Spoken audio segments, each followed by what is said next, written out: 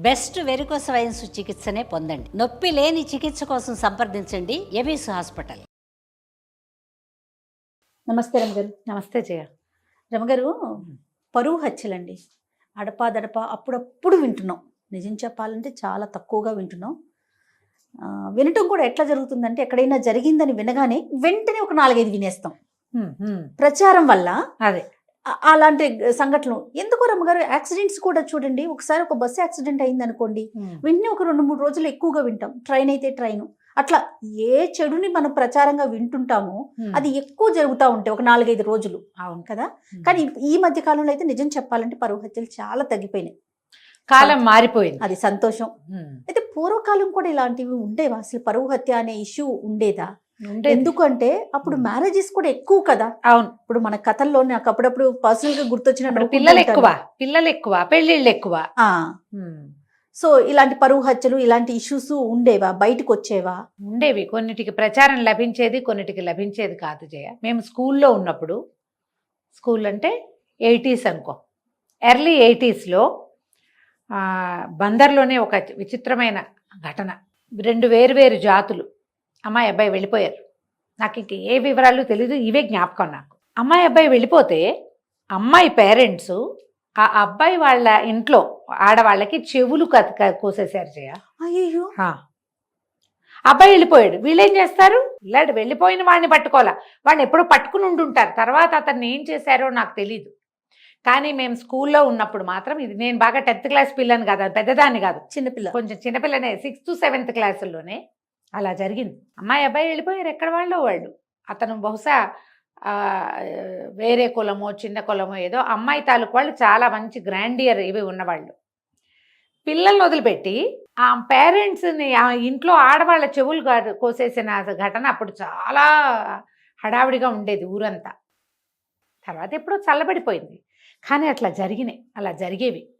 ఈ కులాల్లో వేర్వేరు కులాల వాళ్ళు పెళ్ళిళ్ళు చేసుకుంటే వీళ్ళలో డబ్బు గల వాళ్ళెవరో వాళ్ళు రెండో వాళ్ళ మీదకి తిరిగేవాళ్ళు. ఇవి ప్రపంచానికి తెలిసేలాగా చెదురుమదురుగా ఎక్కడో ఒక చోట జరిగేదా, నిశ్శబ్దంగా చేసేసేవాళ్ళు.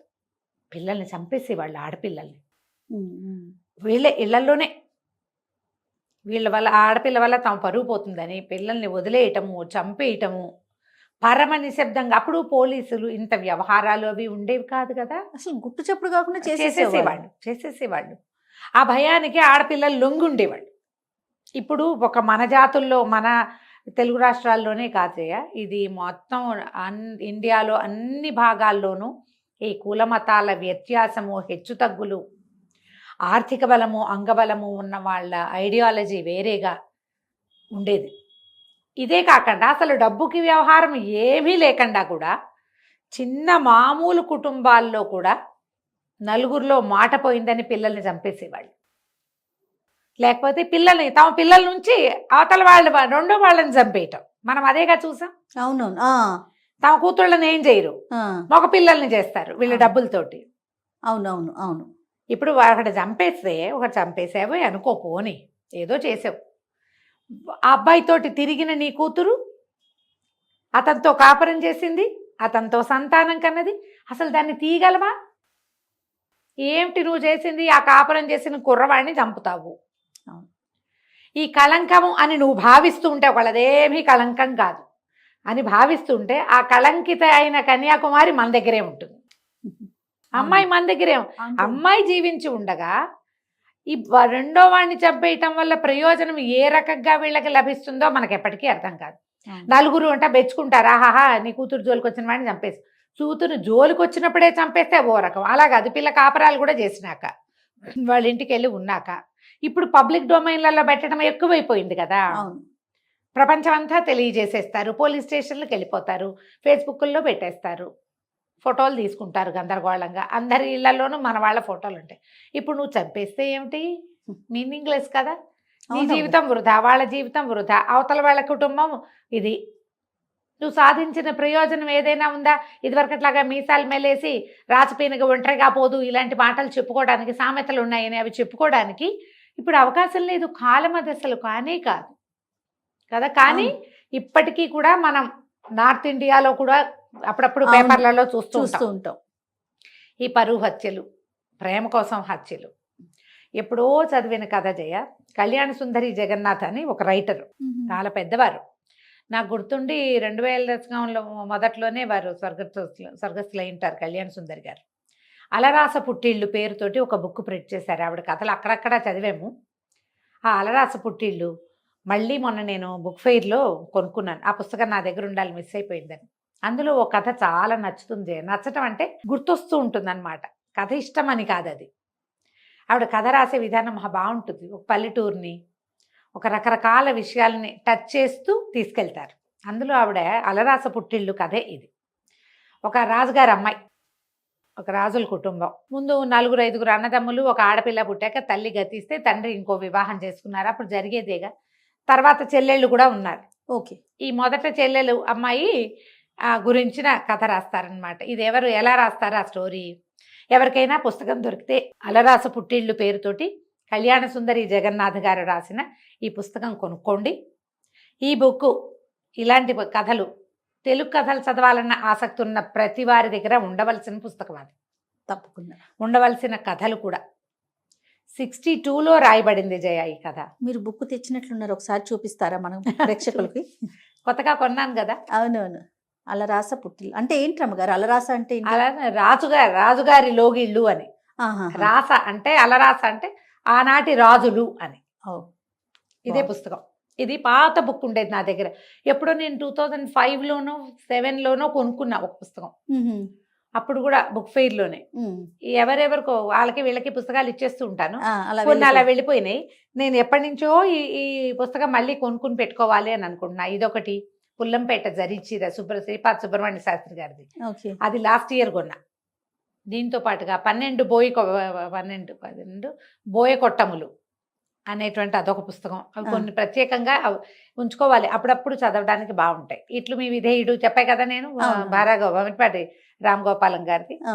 దాంట్లో ఇదిగో పుస్తకం చూపిస్తున్నా కదా. ఎక్కడ పంజరం నుంచి ఎగిరిపోతున్న ఒక పక్షి కనిపిస్తూ ఉంటుంది.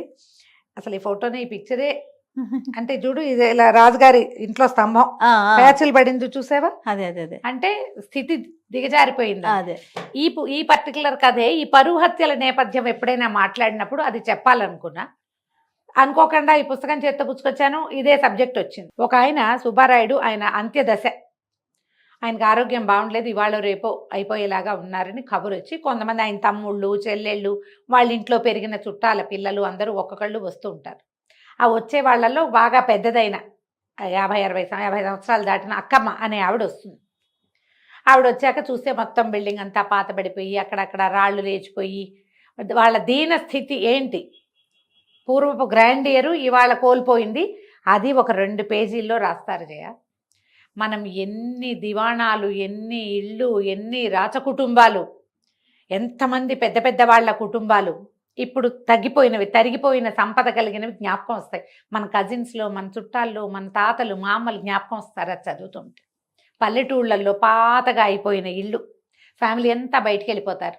దీనికి ఆల్లా పాలనా చూసేవాళ్ళు ఎవరు ఉండరు. ఒకప్పుడు ఇక్కడ కొన్ని లక్షల రూపాయల డబ్బు ఉండేది, 100 నవర్సుల బంగారం ఉండేది, 100 కొద్ది బస్తాల ధాన్యం ఉండేది, 10ల సంఖ్యలో పాలేళ్ళు ఉండేవాళ్ళు, వాళ్ళ మీద తినే కుటుంబాలు 25-30 ఉండేవి, ఆడపిల్లలు యువరాణుల్లాగా ఉండేవాళ్ళు, చక్కటి సంబంధాలు చేసుకునేవాళ్ళు.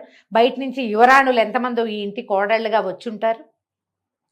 కానీ దిగుబడి ఒక్కసారి గనక వాళ్ళ పరిస్థితి వెనక్కి వెళ్ళడం మొదలుపెట్టిందంటే చెట్టుకొకళ్ళు పుట్టకొకళ్ళు ఎగిరిపోతారు, ఆశ్రితులంతా వెళ్ళిపోతారు, పొలాలు తరిగిపోతాయి, గొడ్లు తరిగిపోతాయి, ఇళ్ళు పాతబడిపోయి పాడుబడిపోయి అవన్నీ ఎలా వెళ్ళిపోతాయి అనేది కనపడుతుంది మనకి.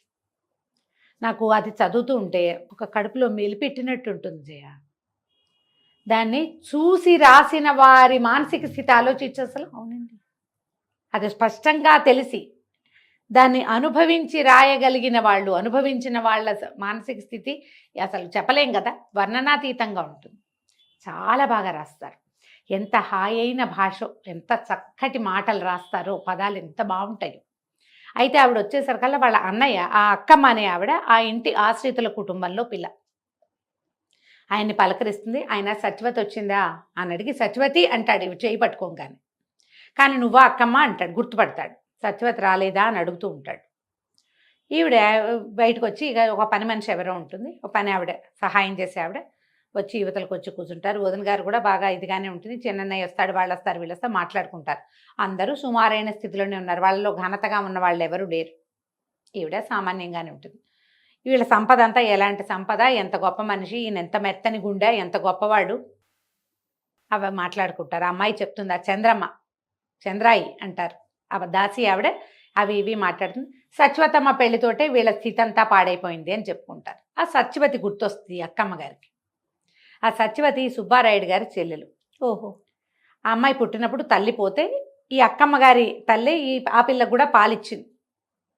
వీళ్ళిద్దరూ ఒకే వయసు వాళ్ళు, కలిసే పెరిగారు. అయితే ఆ సత్యవతి గారికి పెళ్ళైపోతుంది, సత్యవతమ్మ అనే అమ్మాయికి. ఆ పిల్లకి 7-8 సంవత్సరాల వయసు ఉన్నప్పుడు వీళ్ళ ఇంట్లోకి ఒక కుర్రాడు వస్తాడు, చెంగల్రాయుడు పేరుతోటి. వీళ్ళ రాచవంశమే ఎవరో. తండ్రి చనిపోతాడు, సడన్గా తండ్రి చనిపోతే కుర్రాడు ఒక్కడే మిగిలిపోతే ఆ ఊరు వాళ్ళు, మీ వాళ్ళేనండి, కొంచెం చూసుకోండి అబ్బాయినంటే ఆ తండ్రికి అంత్యక్రియలు చేయించి ఆ కుర్రాడిని ఇంట్లో పెట్టుకుంటారు. ఈ సత్యవతి వీళ్ళకంటే అతను ఒక 5-6 సంవత్సరాలు పెద్దవాడు. ఎట్లాగో ఈ పిల్లకి అతనికి మంచి స్నేహం కలుస్తుంది. మొదటి రోజు నుంచి సత్యవతి కొంచెం మెత్తటి మనసు కలిగింది. ఆ అబ్బాయికి దెబ్బలు తగిలితే ఏదో తడిబట్టిచ్చి చూస్తుంది. ఈయనకి ఆడపిల్లలు బయటికి రాకూడదు, ఆడవాళ్ళు ఇలా ఉండకూడదు, అలా ఆ కాలం అంతా వాళ్ళకి ఘోష అవి నడిచేవి. ఇప్పుడు ఒక 100 సంవత్సరాలు 150 సంవత్సరాల క్రితం రాచ కుటుంబాల్లో మర్యాదలు ఎట్లా ఉండేవి, మగవాళ్ళు ఎలా ఉండేవాళ్ళు, ఆడపిల్లలకి ఏ రకమైన అద్దు ఆపు ఉండేది, అవి కనపడుతూ ఉంటాయి.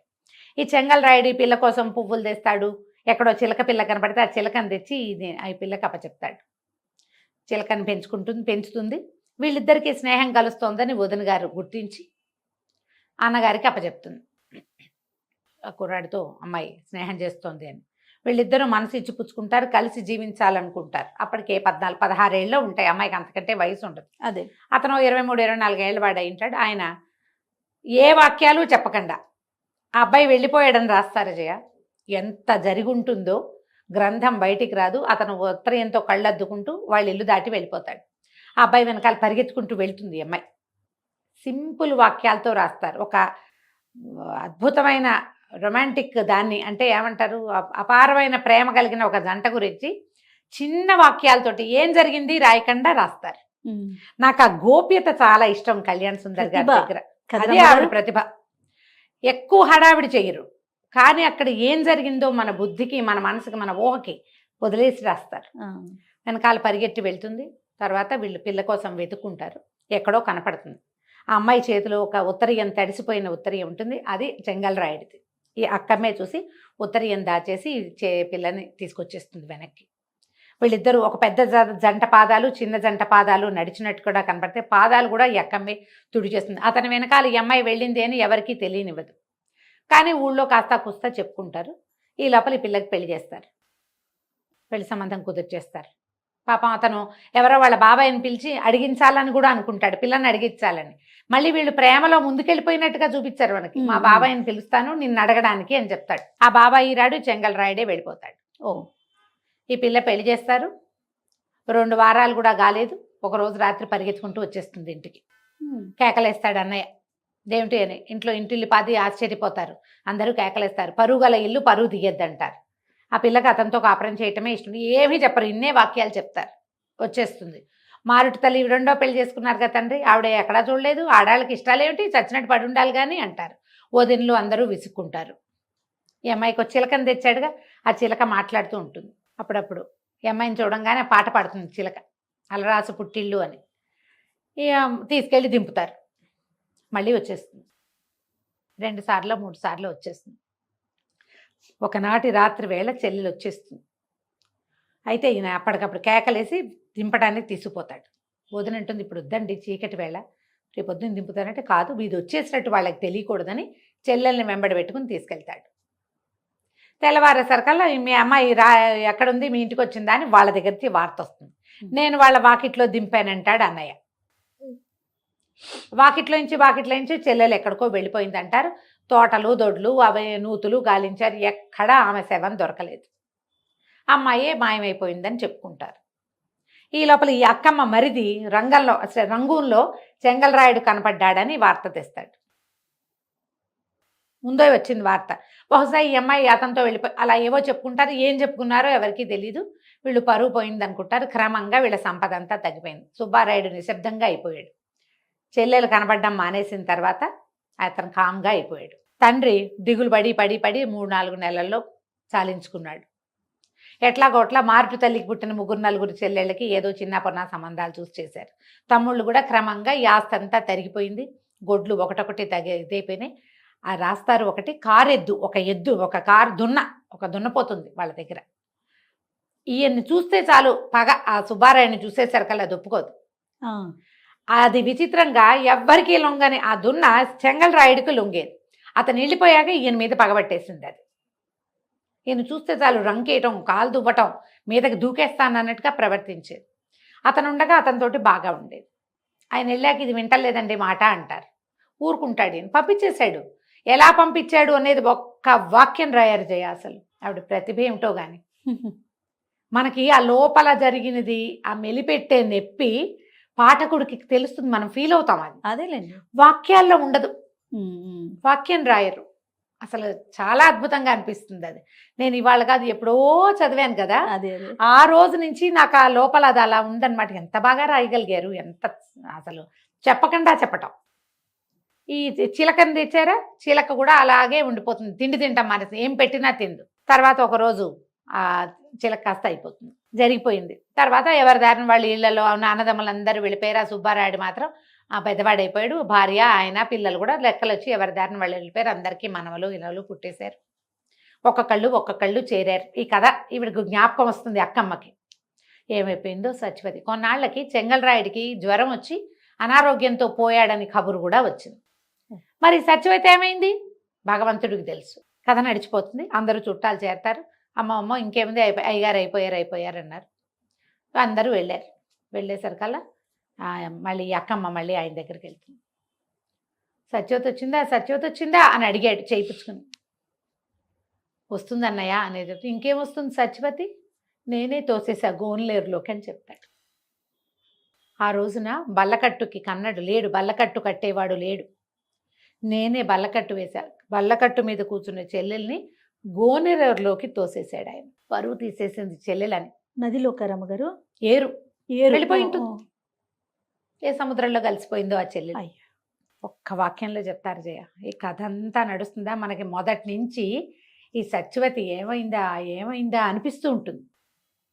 కథ సగం గడిచేసరికల్లా సత్యవతి లేదు, మాయమైంది. ఏమైంది సత్యవతి? ఆయన సత్యవతి అని కలవరిస్తాడు. ఆయనకు తెలుసు ఆ చెల్లెల్ని చంపేసిన దుఃఖం నుంచి బయటపడలేదు. ఆయనపోతున్నాడు. ఎప్పుడైతే ఆ పిల్లని చేసేసాడో వీళ్ళ సంపద అంతా తరిగిపోవటం వల్ల. సత్యవతమ్మ పెళ్ళయింది, వీళ్ళ సంపద తరిగిపోయింది. పెళ్ళవడం వల్ల కాదు.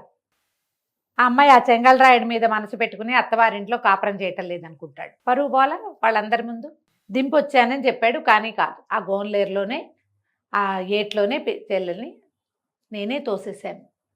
మునిగిపోయింది. అయిపోతాడు. ఆ వాక్యం చెప్పి ఆయన చనిపోతాడు. దీపం పెడతారు. కథ అయిపోతుంది. ఎప్పుడు రాయబడింది జయ?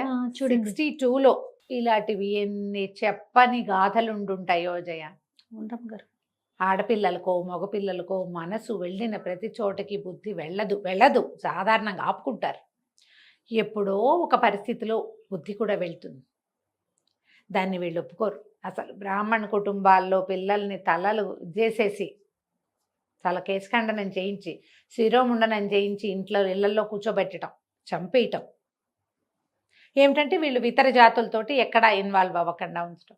వీరేశలింగం పంతులు గారు ఒకరు మహానుభావుడు. ఆయన వచ్చాక ఈ జుట్టు తీయటం లేదు, పునర్వివాహము, విధవా వివాహాలు ఆయన అసలు వేల కొలది చేశారు. మళ్ళీ చేసుకున్న తర్వాత వాళ్ళ జీవితాలు ఎలా ఉన్నాయో కానీ ఒంటరితనము, ఈ చాకిరి, ఈ రక్తికి రంగానికి రాని పరిశ్రమ అవి లేకుండా ఉండేవి. కొంతమంది చాలా హాయిగా కూడా గడిపేవాళ్ళు. ఎప్పుడూ ఈ పరువు హత్య అనగానే ఈ కథ గుర్తొస్తూ ఉంటుంది నాకు. తండ్రులే, తల్లులు, అన్నయ్యలు. అవునండి, తల్లి రాక్షసులు కూడా ఉన్నారు జయ ఇందులో. అవునా రమ్మగారు? తల్లులు కూడా చేశారు. ఇలా జరిగేవట. ఎవరికైనా ఆసక్తి ఉండి పుస్తకాలు చదివే ఇంట్రెస్ట్ ఉన్న వాళ్ళు మీ దగ్గర కనుక ఈ అలరాస పుట్టేళ్ళు పుస్తకం లేకపోతే కొనుక్కోండి, ఉంచుకోండి, చదవండి. ఎన్ని కథలు ఉంటాయి రమ్మగారు? మొత్తం ఈ పుస్తకంలో అయితే 21 అన్ని ఉన్నాయి. ఇలాంటివేనా? పరువు హత్యలకు కాదు కాదు, సంబంధించిన ఇది ఒక్కటే కథ. రకరకాల రకరకాల కథలు ఉన్నాయి. వాక్యాలు అవి బాగుంటాయి, తప్పకుండా రమ్మగారు చదవాలి. అంటే మామూలుగా మనం చూడు, రావిశాస్త్రి గారిది ఒక ప్రత్యేక బాణి, బీనాదేవి గారిది ఒక బాణి, అట్లా ప్రత్యేకమైన బాణిలో శ్రీపాద వారిది ఒకటి, శ్రీరమణ గారిది ఇంకోటి, ముళ్ళపూడి వెంకటరమణ గారిది ఇంకోటి, వంశీ గారిది ఓ రకం కదా, నాయని సుబ్రహ్మణ్యం నాయుడు గారిది ఇంకో రకం, ఎండమూరి గారిది ఓ రకము, మల్లాది గారిది ఇంకో రకము, ఎదనపూడి సులోచనారాణి, మాదిరెడ్డి సులోచన గారు, వీళ్ళందరివి ఒక్కొక్కళ్ళది ఒక్కొక్క స్టైల్ కదా. ఈ కళ్యాణ సుందరి జగన్నాథ్ గారిది ఒక డిఫరెంట్ స్టైల్. నేను చెప్పా కదా, 2 వాక్యాల్లో కంప్లీట్ చేసేస్తారు, చెప్తారు. 2 వాక్యాలు అక్కడ చెప్పేది, మిగిలింది నీ బుద్ధికి వదిలిపెడతారు. రమ్మగారు నాకు ఇంకొకటి అనిపిస్తుంది, ఎప్పుడు అడుగుదాం అనుకుంటా మిమ్మల్ని, కథలు చదవటం వల్ల ఈ భాష యొక్క ఇంపాక్ట్, ఆ పదాలు కానీ భాష కానీ మన మీద పడుతుందండి? మరి మంచి మాట్లాడేది మంచి భాష వస్తుంది కదా జయ, ఆటోమేటిక్ గా మన వాడుకలోకి వచ్చేస్తాయి కదా. వస్తుంది. రాయటం మొదలు పెడితే ఈ ఇంకా భాష ఇంకా కొంచెం ఉపయోగపడుతుంది. మంచి భాష చదువుతూ ఉంటే మంచి భాష వస్తుంది. నీకు కేసీఆర్ గారి గురించి చెప్పాలి జయ. ఇలాంటప్పుడు ప్రతిసారి నేను అనుకుంటా, ఈ రాజకీయాలు వారు సీఎంగా ఉన్నారు, ఈ తెలంగాణ సాధించారు, ఇప్పుడు వేరే ఇవన్నీ కాదు. ఆయన ఎట్లా తెలంగాణ భాష, లోకల్ భాష మాట్లాడతారో, అసలు మామూలుగా మాట్లాడితే ఆయన పదాల ఎంపిక కానీ, అసలు ఆ అమరిక కానీ ఎంత చక్కటి భాష మాట్లాడతారు. మరి ఎంఏ తెలుగు చదువుకున్న వారి భాషా వైదుష్యం వేరేగా ఉంటుంది కదా. ఎన్ని పుస్తకాలు చదువుకుంటారు? ఎంఏ చదవాలంటే ఏదో పరీక్ష చదవటం కాదు కదా జయ, చాలా చదవాలి. ముందు బిఏలో కూడా చదివి ఉండాలిగా. అన్ని పుస్తకాలు చదివి అంత భాషను తెలుసుకున్న వారి భాష, ఇప్పుడు లోకల్లో అంతా తిరిగే భాష తెలంగాణ లోకల్ లాంగ్వేజ్, ఏమనాలి దాన్ని, ఇక్కడి నుడికారం మాట్లాడినట్టే పుస్తక భాష కూడా ఎంత బాగుంటుందో.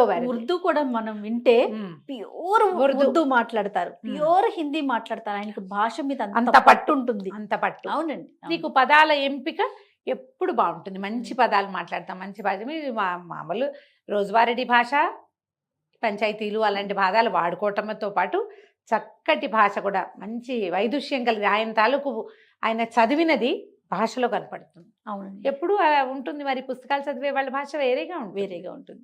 రైట్. నమస్తే రమ్మ గారు. నమస్తే జయ.